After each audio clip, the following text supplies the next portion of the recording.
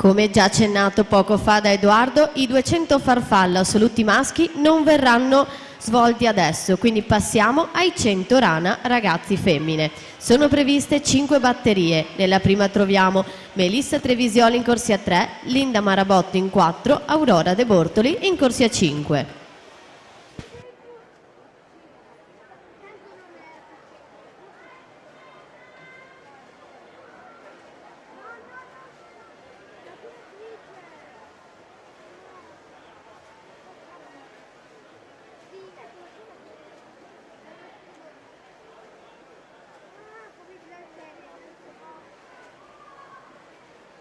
Intanto finaliste junior, miglior tempo Angelica Cappelletto con record 2:20,05, con lei in finale Anna Pontarollo, Angelica Piccini, Flavia Leonetti, Alessia De Luca, Giulia Mattiuzzi, Arianna Casarotto e Sofia Puppi che ottiene l'ultimo tempo 2:33,07.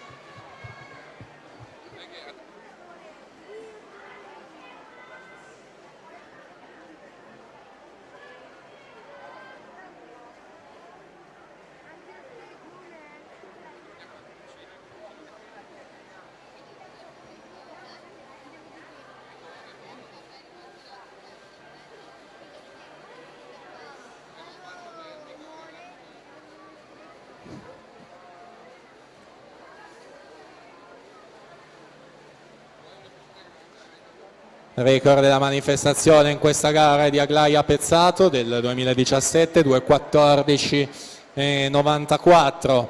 In vantaggio Vittorietta Bogdaneci ai 150, un centesimo Martina Pinarello, quindi vicinissime queste due ragazze, con la Pinarello che sembrerebbe essere passata davanti in quest'ultima fase di gara, ma poco conta perché per entrambe arriva la finale. Martina Pinarello 2:22,66 è seconda generale, Vittorietta Bogdaneci 2:22,93 è terza, alle spalle della Pozzobon che nuoterà in corsia 4. A breve anche queste finaliste, intanto possiamo proseguire passando ai 100 rana.